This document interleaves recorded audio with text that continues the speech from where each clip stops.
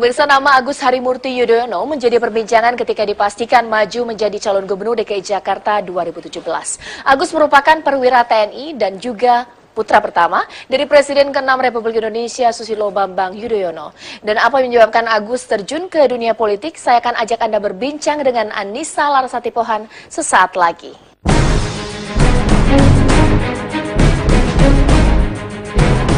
Pemimpin ini adalah merupakan harapan rakyat dan pemimpin ini insya Allah akan membawa kepada perubahan, menjadikan Jakarta untuk rakyat.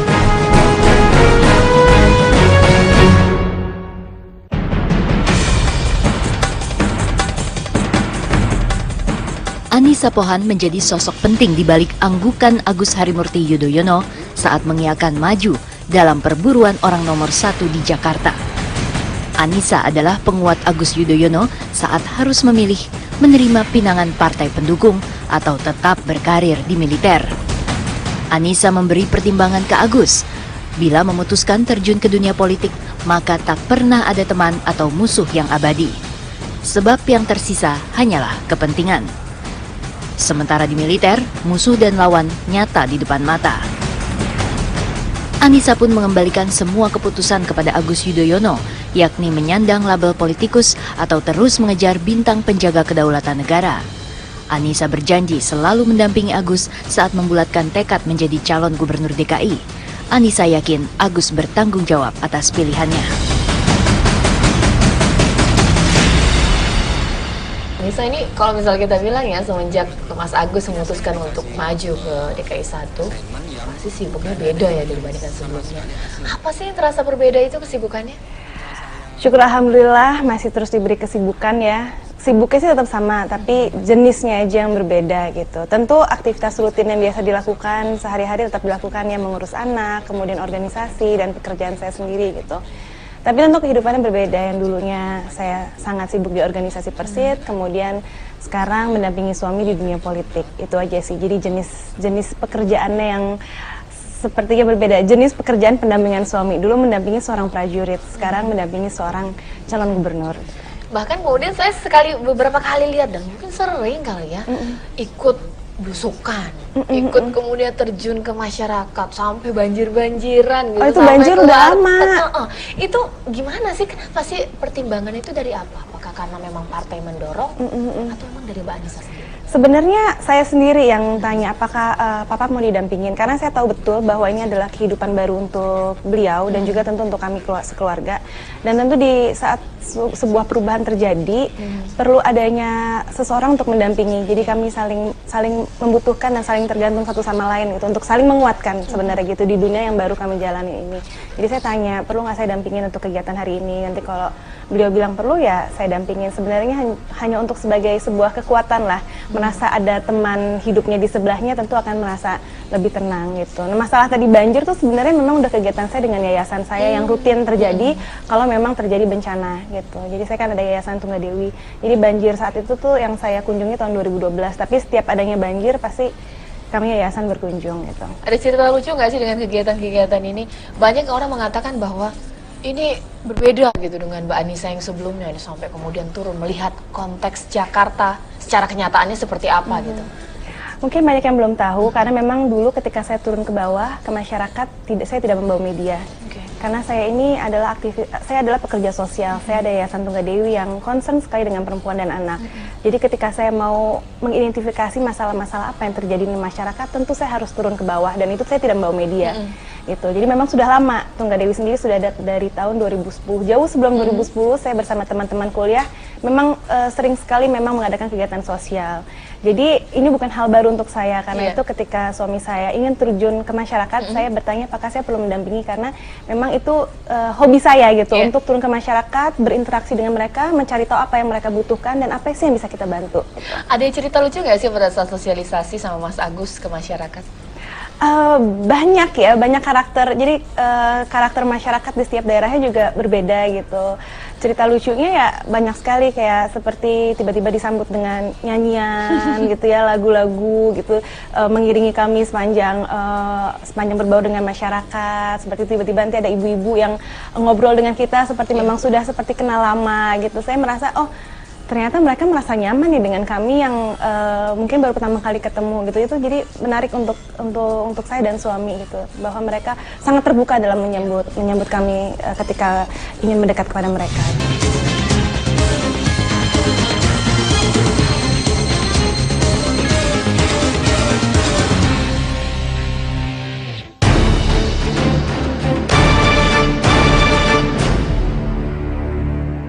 Terang dengan hati yang berat, karena selama lebih dari 15 tahun saya berdinas di dunia keprajuritan di jajaran TNI yang saya cintai dan saya banggakan. Namun saya mengatakan bahwa saya siap untuk melakukan pengabdian yang lain, yaitu di dunia politik dan pemerintahan. Tadi Mbak Anissa sempat bilang bahwa menjadi sumber kekuatan gitu untuk Mas Agus, karena ini memang sangat berbeda dengan yang dilakukan oleh Mas Agus. Saya mau tanya mengenai ceritanya gimana sih pada saat Mas Agus kemudian di last minute, kalau orang bilang, diputuskan untuk terjun ke dunia politik. Itu ngobrolnya sama Mbak Anissa itu kayak gimana? Jadi sebenarnya beberapa hari sebelum pengumuman itu memang sudah terdengar gitu ya kabar bahwa suami saya menjadi salah satu kandidat. Tapi ketika itu kan kami masih di TNI, jadi kami pikir hanya kandidat saja, tidak terlalu ambil pusing gitu.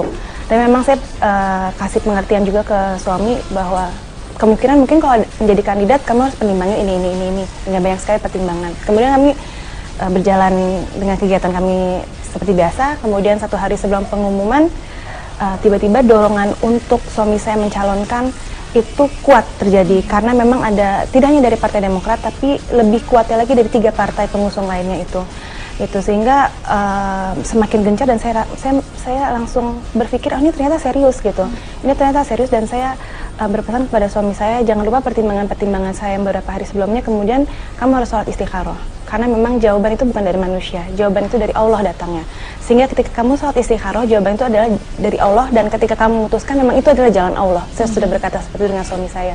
Kemudian memang sepertinya beliau menjalankan itu. Tiba-tiba pulang dari Australia, dan itu begitu cepat terjadi, ketemu dengan para partai-partai yang ingin mengusungnya gitu. Karena kalau hanya dari Demokrat itu tidak mungkin. Demokrat hanya punya 10 kursi. Kalau Demokrat saja yang ingin suami saya menjadi, itu kan tidak akan mungkin terjadi, karena kami Partai Demokrat hanya punya 10 kursi. Tapi ketiga partai pengusung lainnya itu, PAN, kemudian PKB, dan satu lagi P3, sangat kuat gitu keinginannya, sehingga memang wah ini kayaknya serius sekali gitu. Dan ketika ketemu dengan para ketua partai, dan akhirnya memang ya diputuskan, saya sebelum ketemu dengan ketua partai, suami saya mengajak saya ke kamar dulu berdua. Kemudian saya ingatkan lagi pertimbangan saya adalah bahwa kamu itu adalah seorang prajurit TNI yang hampir lebih dari separuh hidup kamu mengabdi di situ. 16 tahun sebagai prajurit, kemudian 3,5 atau hampir 4 tahun sebagai taruna di Akademi Militer, hampir 20 tahun, umurnya baru 38, jadi separuh dari hidupnya ada di dunia militer. Apakah kamu siap? Dan ini adalah sebuah transisi yang luar biasa. Kita bukan sipil loh, kita TNI, jadi ini adalah seperti 2 kali ya, kalau dari sipil ke politik 1 kali perubahan, ini seperti kita ke sipil dulu kemudian ke TNI dulu. Apakah kamu siap untuk seperti itu? Kemudian di politik itu, kalau di militer kita jelas siapa kawan, siapa lawan, siapa musuh, itu yang kita serang. Tapi dalam politik, kawan yang mana, lawan yang mana, itu abstrak. Apakah kamu siap itu? Kemudian yang kedua tentu keluarga. Apakah kamu bisa meluangkan waktu dengan keluarga, khususnya untuk anak kami yang sedang tumbuh kembang, dan seorang anak perempuan sangat membutuhkan ayahnya. Dan suami saya berkata, insya Allah saya siap dengan dukungan kamu. Kalau kamu siap 100%, saya akan mendukung. Saya katakan itu. Kalau kamu percaya dengan saya dan siap mendukung saya, tentu saya akan lebih siap untuk itu semua. Ya, akhirnya ya itu semua terjadi. Berarti jawaban Mbak Anissa pada saat itu siap 100% mendukung Mas Agus? Siap 100% mendukung selama dia siap untuk maju. Tapi kalau misalnya kita lihat banyak sekali yang kemudian dikorbankan, apalagi kemudian Mas Agus sempat mau naik pangkat kemudian gitu. Sempat nggak sih ada keraguan bahwa jangan-jangan ini menjadi jalan yang belum saatnya diambil Mas Agus? tentu banyak sekali yang menyayangkan ya gitu, dan banyak sekali yang juga mungkin ragu. Pasti awalnya saya juga ragu, suami saya juga ragu, tapi ya ketika dijalankan, ketika kita berdoa untuk mencari jawaban, dan ketika kita pertimbangkan, dan ketika itu menjadi suatu keyakinan, artinya memang tidak ada yang dikorbankan di situ. Tapi ini adalah berubah bentuk. Kita, suami saya sebagai abdi negara di TNI, tentu menjadi seorang gubernur itu adalah juga abdi negara. Hanya bentuknya saja yang berubah, sehingga itu tetap bentuk pengabdian kepada negara Indonesia, khususnya untuk Jakarta. Pada saat di Australia kemudian ke Jakarta, ke Indonesia pastinya, itu yang memanggil itu siapa ya Mbak ya? Memanggil untuk kemudian datang ke sini. Tentu melalui orang tuanya, Ya. Pak SBY, tapi atas permintaan juga dari para partai pengusung. Tapi tentu harus ada menyampaikannya, yaitu melalui ayahnya. Seberapa besarkah pengaruh orang tua yang menjadi alasan Mas Agus kemudian terjun ke bidang politik ini? Saya percaya bahwa kedua mertua saya itu sangat demokratis. Apapun yang dipilih oleh anaknya, dari kecil mereka sudah dididik untuk bisa memilih jalan hidupnya sendiri dengan demokrasi. Tapi tentu dikasih arahan-arahan gitu. Dan semuanya keputusan tetap di tangan suami saya. Tentu sebagai orang tua saya yakin juga pada awalnya mereka juga pasti kaget ketika ada permintaan seperti itu dari 4 partai. Kemudian juga mungkin sempat tidak usah. Saya tahu itu tidak usah dulu, belum saatnya. Sampai akhirnya silahkan memilih seperti itu. Saya yakin ada proses yang seperti itu. Tidak mudah juga untuk kedua orang tuanya, apalagi background Pak SBY adalah juga militer, dan beliau juga pernah merasakan bagaimana sedihnya ketika harus keluar dari TNI dan mengabdi di dalam bentuk pengabdian menjadi menteri ketika saat itu pemerintahan Gus Dur. Tentu beliau juga merasakan, pasti anaknya juga akan merasakan hal yang sama gitu. Apalagi anaknya juga masih mayor ibaratnya seperti itu kan. Tapi Pak SBY hanya menyampaikan pesan yang memang harus disampaikan oleh beliau. Kemudian, tapi itu semua terserah Agus, keputusan semua di tangan Agus. Silahkan memutuskan sendiri.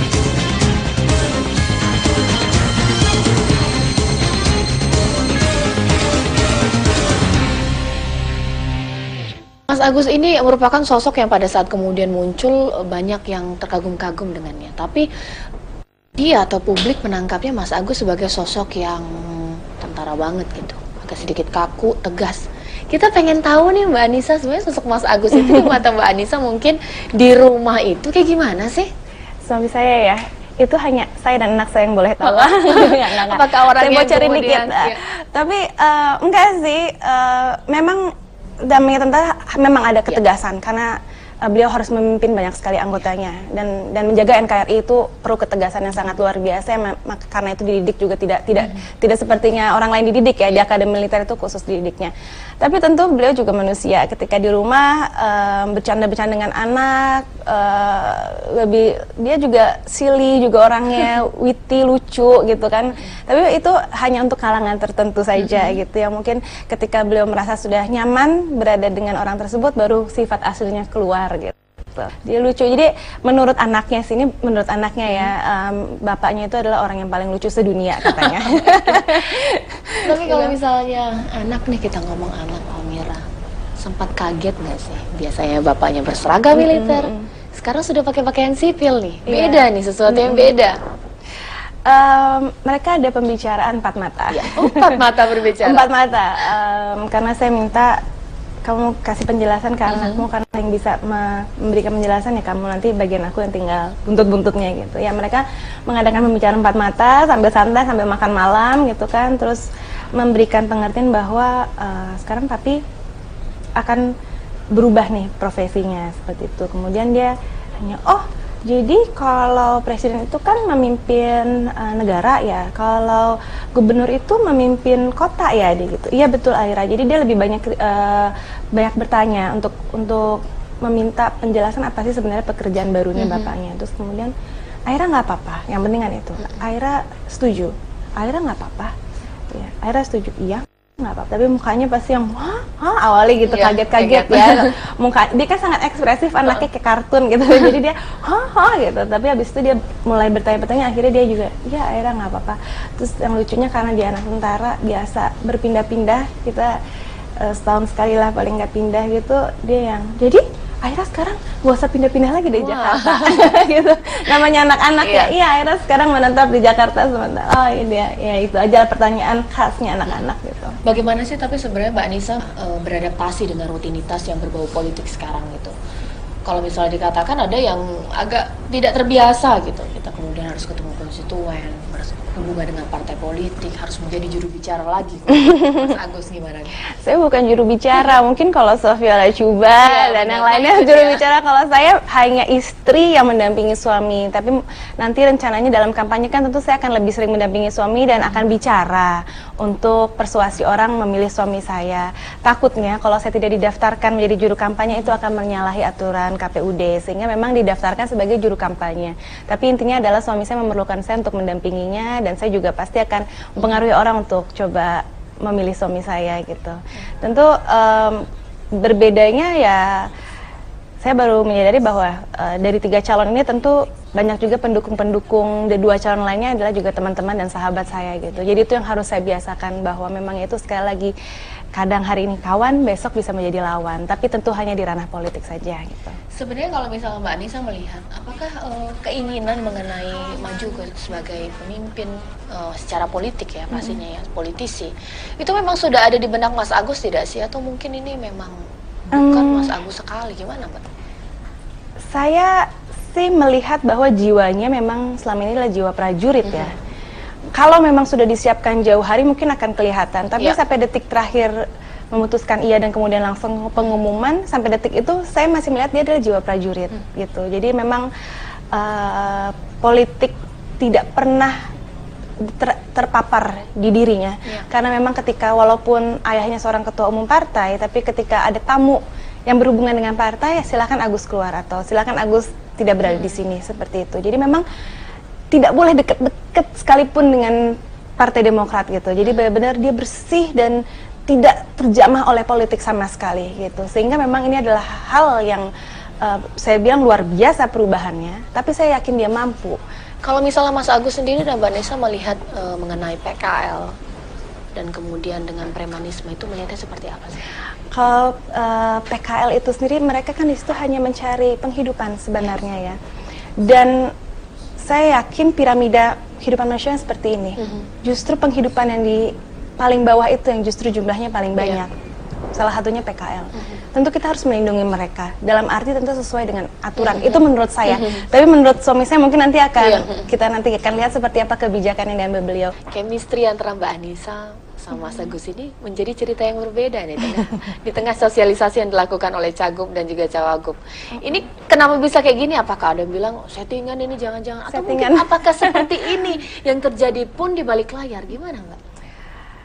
Nggak ada, kita jalan dengan natural aja ya. Kita tidak ada tim konsultan untuk mengatur ini semua, enggak. Jadi itu semua terserah Anissa mau ikut atau enggak. Mau ikut silahkan. Apa yang saya lakukan juga di sana ya seada-adanya diri saya gitu. Ketika ada lagu masyarakat bergoyang, saya ingin bergoyang, saya bergoyang gitu. Kemudian ketika kemarin juga ada satu komunitas Minang yang mengajak, ayo nari, ya nari tanpa persiapan. Kemudian juga di komunitas Batak disuruh nari, ya nari tanpa persiapan gitu. Jadi memang kami sebenarnya ingin memperkenalkan, suami saya ingin memperkenalkan dirinya dengan apa adanya. Begitupun dengan keluarganya, ingin diajak diperkenalkan, ini saya dan keluarga saya, ini apa ada diri saya. Kalau memang masyarakat berkenan ya bisa memilih kami sebagai panutan mereka gitu. Kita ketika masuk kontestasi pilkada ini seperti ibaratnya mau lomba aja ya, siap menang juga siap kalah. Kalau menang pasti itu gak mudah, ada tugas yang menanti. Tidak mudah itu, suatu perjuangan baru lagi. Jika kemudian kalah, bagaimana kemudian Mbak Anissa mendampingi Mas Agus dan juga memberikan pengertian? Iya, di dalam suatu kontestasi, kompetisi itu pasti ada yang menang dan ada yang kalah. Yang kalah bukan berarti mereka bukan pemenang, mereka sudah berjuang juga luar biasa gitu. Tapi tentu ini semua kan udah jalannya Allah yang sudah diterapkan ya. Apapun hasil nanti juga memang itu udah keputusan Allah. Kita tinggal ya menentukan lagi arah hidup kita selanjutnya seperti apa, seperti itu. Jadi memang tidak usah perlu berlarut-larut, yang penting yang kita pikirkan adalah sekarang kita berjuang semaksimal mungkin, dan tentu nantinya ketika terpilih yang menjalankan perjuangan baru yang lebih hebat lagi, atau kalau tidak terpilih ya kita berjuang di pengabdian yang berbeda. 3 kata tentang Agus Harimurti Yudhoyono itu apa? Cerdas, bertanggung jawab, dan pekerja keras. Makasih ya Mbak Anissa, saya sudah ajak ngobrol-ngobrol.